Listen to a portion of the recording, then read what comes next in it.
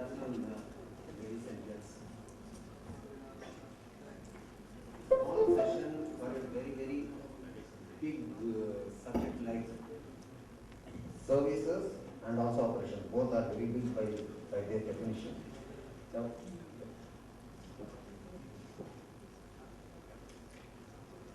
see, when we talk of services, services by definition is such a vast landscape that it just about covers everything other than manufacture and agriculture.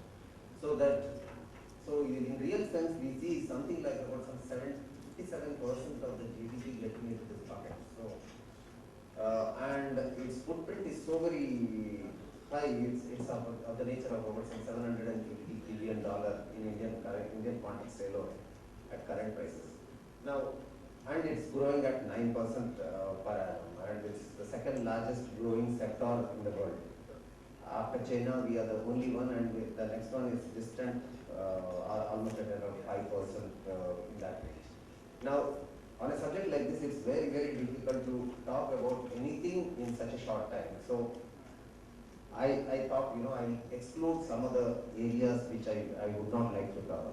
I said, first we'll knock off, we'll truncate the government business, we'll knock off the social sector, we are not going to talk about anything which is international or the hospitality industry. So that brings in some amount of meaning to the scope of the canvas we are talking about.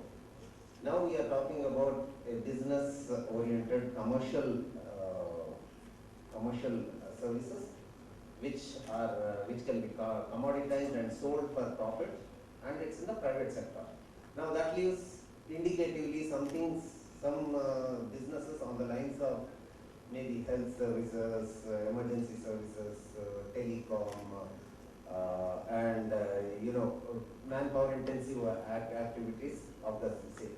So today's my discussion is not going to be anything to do with theory. It's only going to be something which is coming out from soiling my hands and dirty waters, trying to fix things, and in the process finding some method to manage the madness. So all this 20 minutes of what I'm going to talk about is purely on that context, just to put into place how large operations can be managed and where are the opportunities available, what are the prerequisites which we go with, and it's not just sufficient to identify a service which has got a market, but it has to be done in such a way that it is productized. When I meant productized, any service is productized once you are able to scale it up multi-fold. That's in the sense of what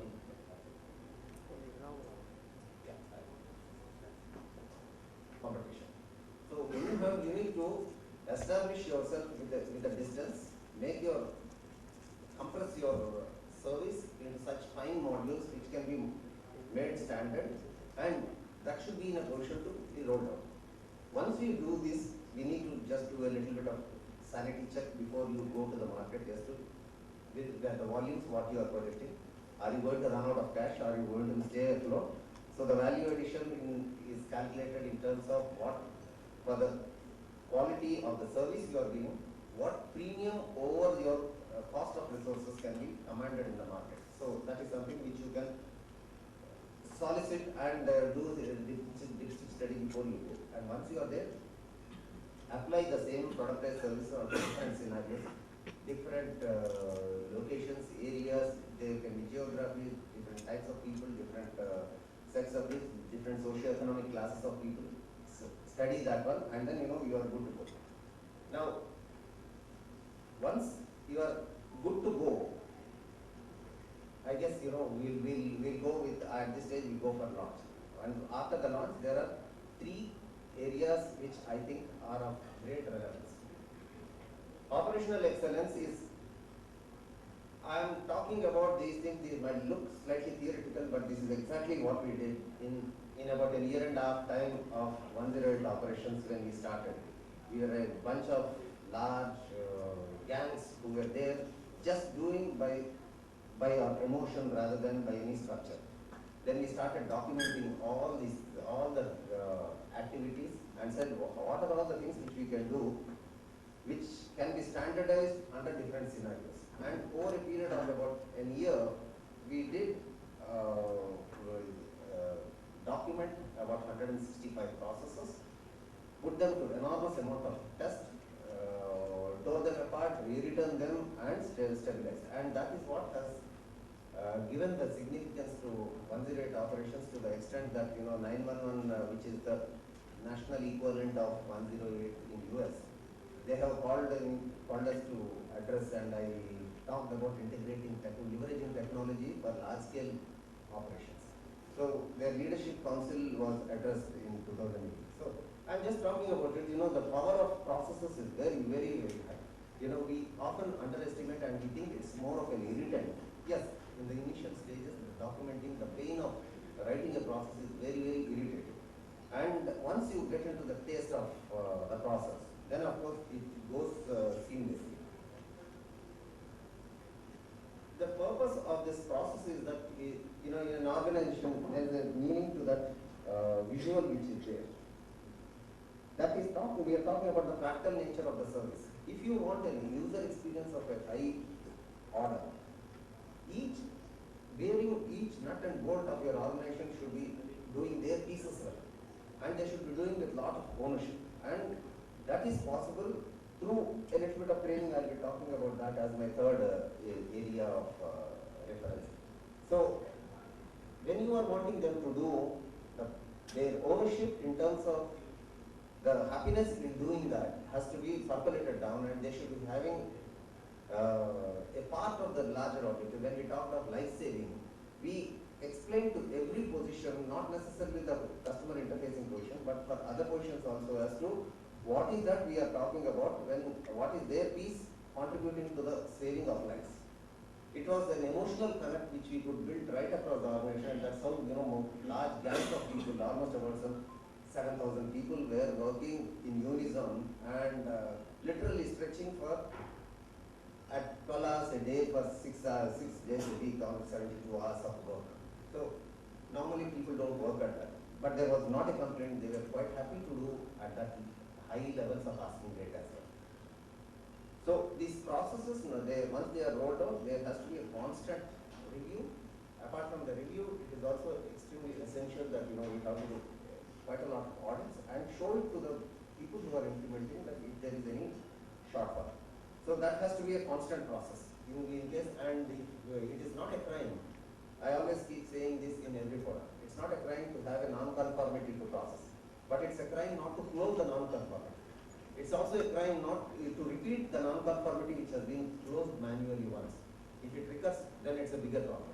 So this is what it's a cultural change. It has to percolate into the organization, and any such cultural changes, as you will all appreciate, has to be driven from the top. And if somebody in the system is driving it, he should take a buy-in from the top first. Otherwise, his efforts will be scattered.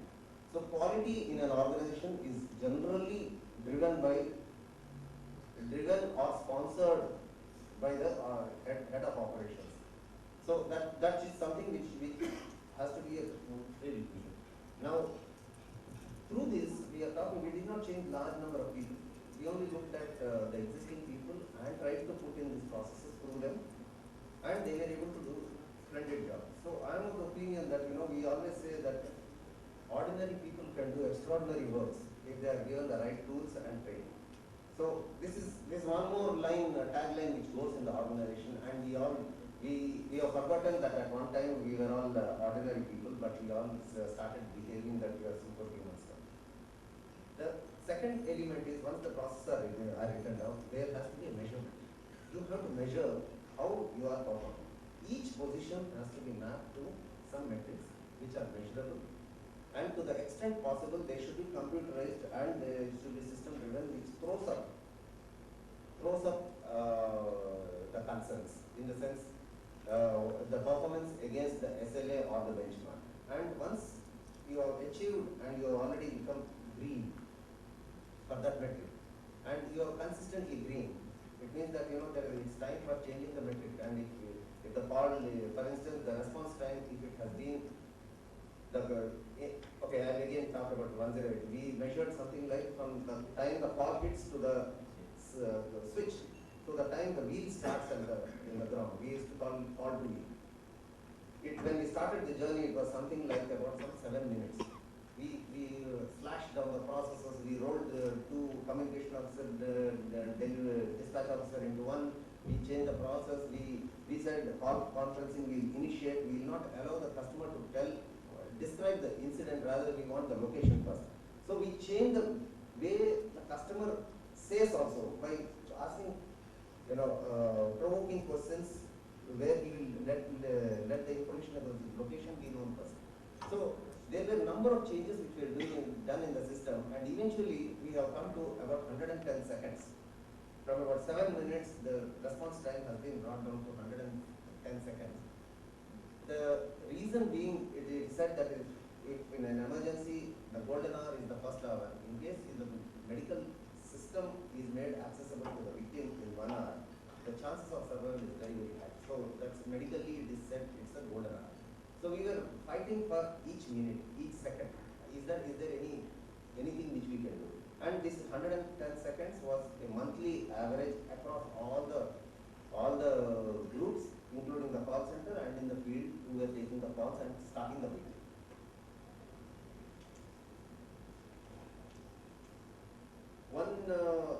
One item which we have used steadily right through, where the reduction in the dependence on humans. We always said that if a process can do any activity, a human should not do. And if a system can take over from the process, if you are able to standardize the process to such an extent that and you can put it onto the system and it does auto, then even the process should not do. Because the process needs training, there's a lot of human effort, and it is not, a system is on one extreme and the human is on the other, process is somewhere in between. So you need to impart that process into the human. And the third element we are talking about, so that last sentence is one more tagline which we use often.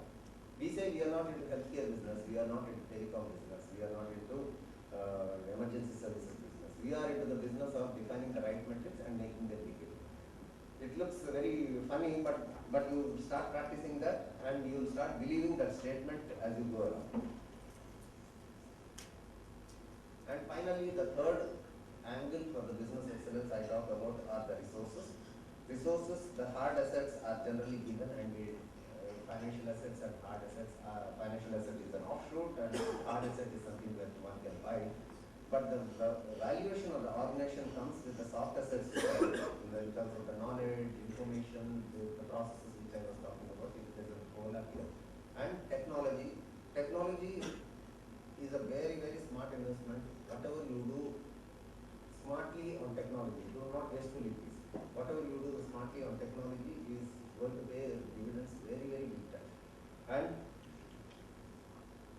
we also, the services which you have productized is a big commodity. And the organization's valuation comes predominantly from the soft assets vertical rather than the rest of the verticals. It's, turnover into a multiplication factor is generally a valuation of an organization. But in practice, the valuation gets driven more in these knowledge companies, more by the soft assets of an organization. And of course, finally, though it's not the least of course, but of course it talks about people have to be taken care, take good quality people, put in at least 8 man days of training per year. We were doing about 1,20,000 man days of training per year in 108, and that includes of course that is working out to 1,20,000 man days of training. That includes induction training to address the attrition as well.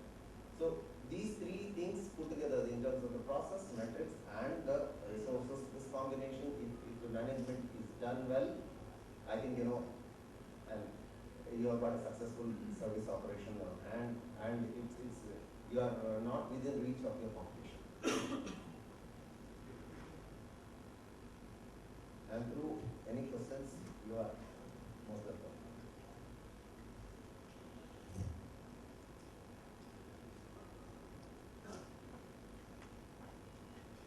a small startup, how does this function differ? Like what are the things that they can do in a very small scale? We have set our ball rolling about 2 years ago. We defined some of the product services. We went through the same journey. The prerequisites, what all we went through, we identified, we narrowed down, we productized services, and then we have written all the flowcharts and started putting them onto the system. We have developed the system also. It's a huge. We are something like about some 42 services are getting rolled out in Hyderabad as a pilot. But we have invested that as a part of the big scalable operations. See, if you don't have scaling in mind, and if you don't have establishing that the fantastic distance between you and me too operators in the market, then of course you don't need process. You can have a call center where they will take their judgment, and for the same, you ask for one service today, you get X quality of service. Tomorrow it is X plus 20%, 1.2x quality you will get. So your satisfaction cannot be measured, and you don't know. You cannot go back and say what has caused his dissatisfaction or what has caused his dissatisfaction. Even that you will not be able to be clueless in case you don't have process. So process is a must for anything which is replicable, and it's in multiples. If you are doing standalone customized services, it may not be necessary to have very high dependence on process. But suppose you are getting into the mass market and you are expecting something like about some, the way we are looking at it, we are probably looking at, we are about 1,000 people today. And we are, for Hyderabad market alone, the delivery businesses are about some 500, 480 of them are for the delivery business. They are all trained and moved them. And we are expecting that in about 18 months time, we should be in 29 cities.